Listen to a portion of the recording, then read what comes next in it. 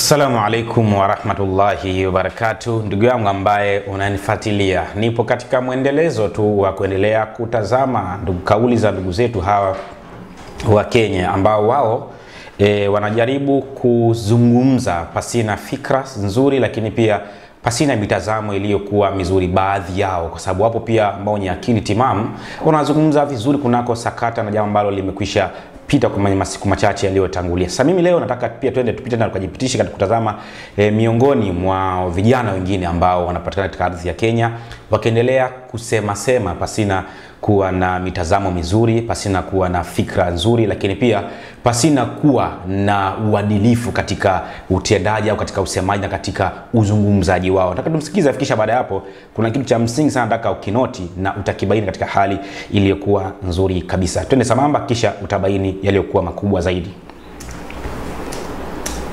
Free Boniface Mwangi. Sisi wa Kenya tunakwambia, ukifanya mchezo na sisi tutakutoa tupi mkononi.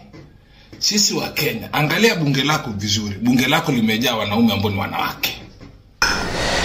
Ndugu zangu, nadhani kwa watu wenye akili timamu mnamsikiliza huyu jamaa namna anavyozungumza.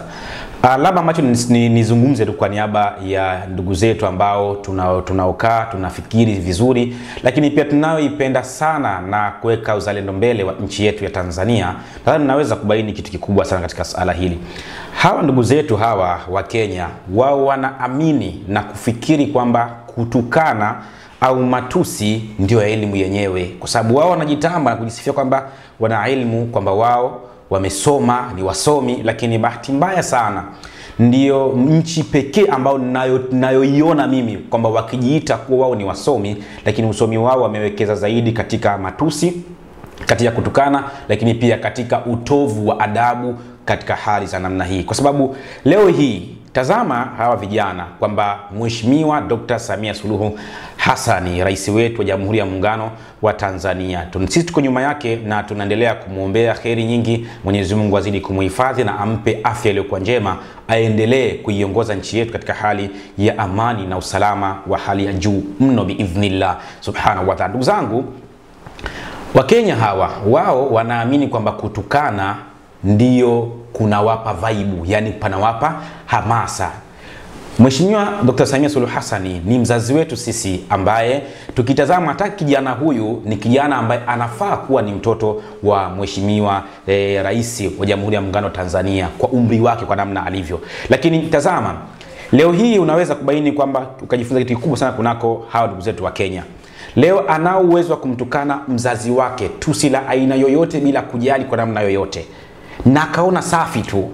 Leo hii pia anaweza akamtukana rais wake Mheshimiwa Ruto tusi la aina yoyote na akaona ni sawa tu. Basi kauli kwa hali hiyo hiyo wanaamini pia wanaweza kumtukana rais wa nchi nyingine au mama wa mtu mwingine, hali ambayo ni akili za kijinga, za akili za hovyo sana katika hali za namna hii. Ikiwa kama hauna nidhamu, hauna adabu na mzazi wako, hauna adabu na kiongozi wa nchi yako, vipi unaweza kupata adabu ya kiongozi wa mtu mwingine au mzazi wa mtu mwingine?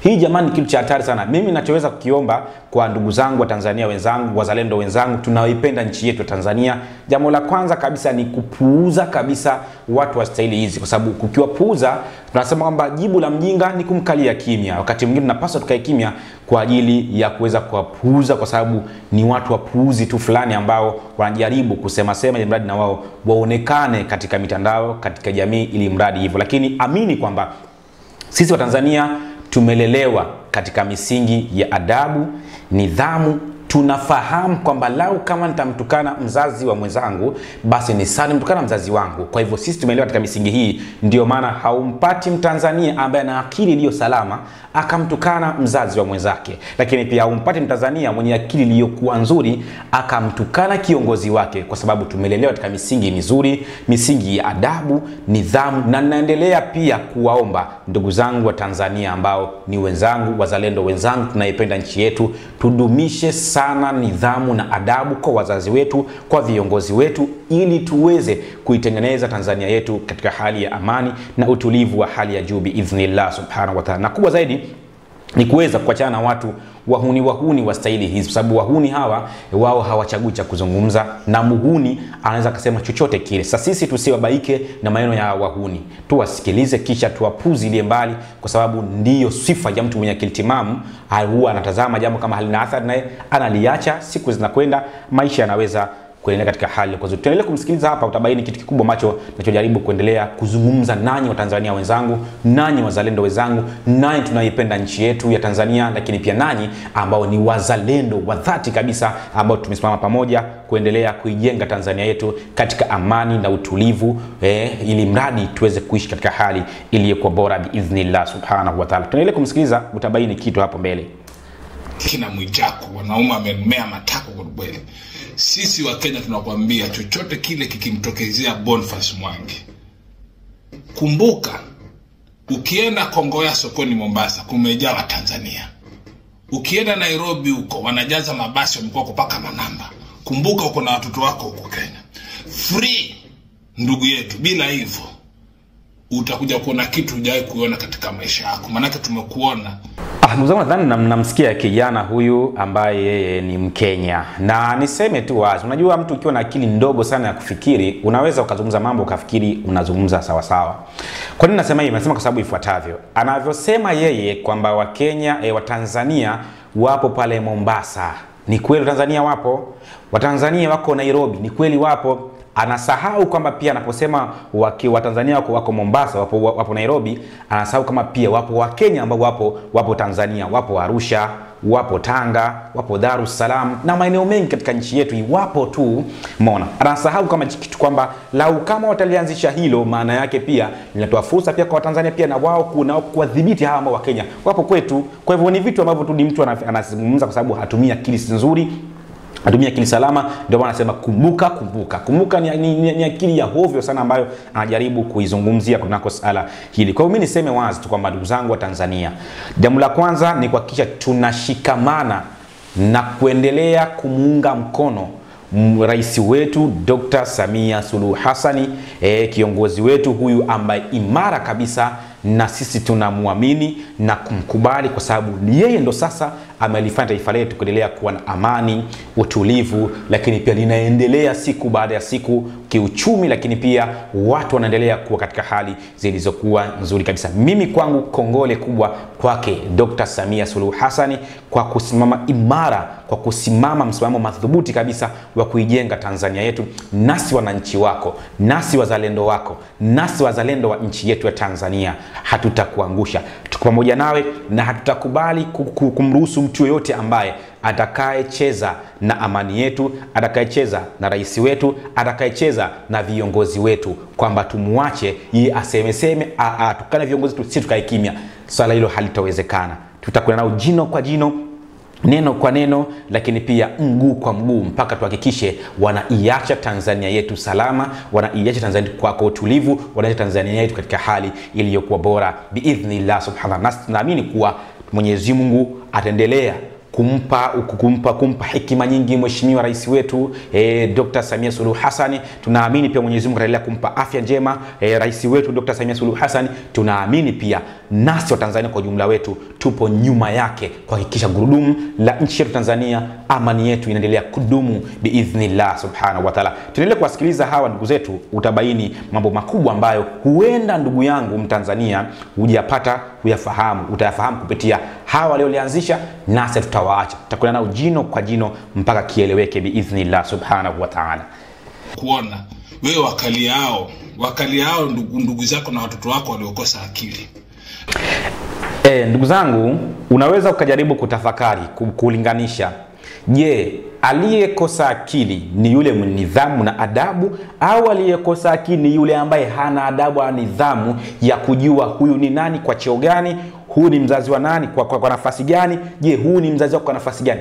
Je, kati ya watu hao wawili ambao ana nidhamu na adabu kwa wazazi wake, ana nidhamu na adabu kwa viongozi wake, ana nidhamu na adabu katika jamii yake, na huyu ambaye yeye hana adabu na kiongozi wake, hana nidhamu na kiongozi wake, hana adabu na wazazi wake, hana adabu na jamii yake. Nani ambaye hasiyekuwa na akili timamu? Kwa mtu ambaye mwenye maarifa mazuri atabaini kwamba hawa ambao wao wanajifanya ni wasela, yani wahuni, utabaini kwamba hawa ndio watu ambao wasiokuwa na akili nzuri na akili salama. Nasi tunasema kwamba haiwezekani kwamba yupo mtu anaweza akamsema vibaya rais wetu, akamtukana, akamtolea maneno ya hovyo, tukakaa kimya. Binafsi yangu, kwa uzalendo wangu, kwa kuipenda nchi yangu, kwa kumpenda pia kiongozi wangu, basi siwezi kabisa kuridhika sala hili likiendelea kufanyika. Tuendelee kumsikiliza hapa, kisha na jambo kidogo kabisa nitakwenda kumaliza habari zangu hizi. Tumsikilize afu kisha nipo neno nataka tugongelee msumari hapa, kisha utabaini makubwa katika sala hili. Samia Suluhu, president wa Tanzania, yule ambaye amekalia kiti cha marehemu Magufuli. Kumpafu wewe, kumpafu wewe. Haya jamani, naomba mwe makini sana. Eti hawa watu wa staili hizi ndio wao wanajiita ni wasomi. Jamani, ukiona kama nchi inajengwa na wasomi wa staili hii, tuzangu basi hata hiyo elimu yao haina kazi. Haiwezekani msomi, hajawahi kupatikana msomi anayetambua thamani ya usomi wake na thamani ya elimu yake ikawa kazi yake ndio kutukana kama hivi. Ni jambo linashangaza sana kwamba eti wao wanajiita kama ni taifa lenye wasomi wengi, afu wasomi wenyewe wamestashahada kwa kutukana. Ndugu zangu, hii si ni hatari sana hii. Halafu kwa kutukana huku ndio kuna kuwapa nafasi ya kujiona kwamba wao wako juu kuliko watu wengine.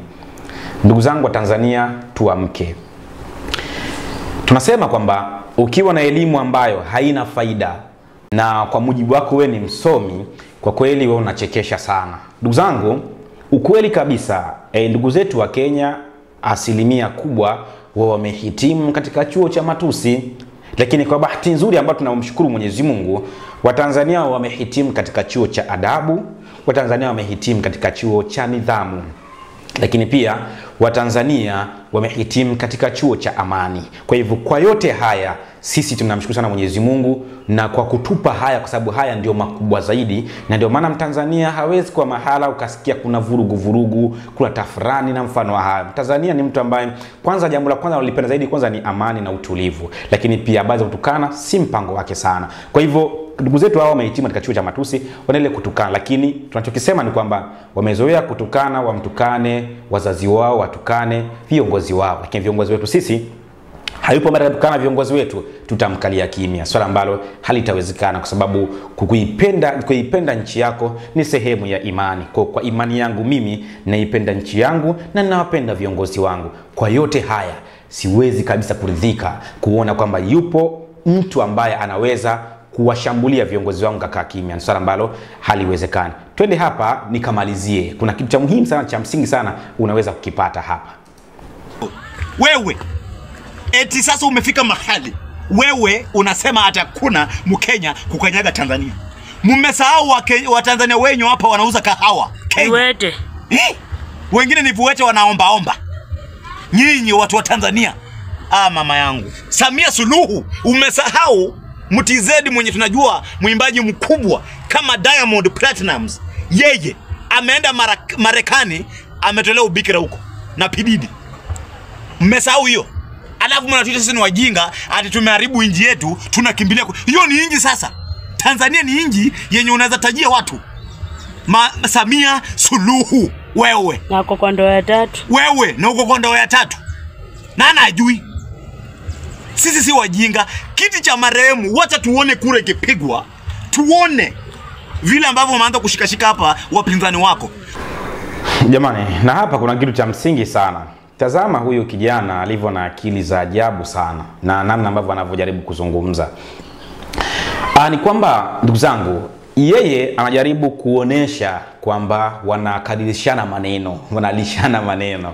Sasa jambo la kwanza nataka tukasema, kwanza katika sala la uzungumzaji, sidhani kama kuna mtu yuko perfect sana kwenye uzungumzaji kama kwenye maeneo yote haya, hasa nchi za hivi karibuni kama Tanzania.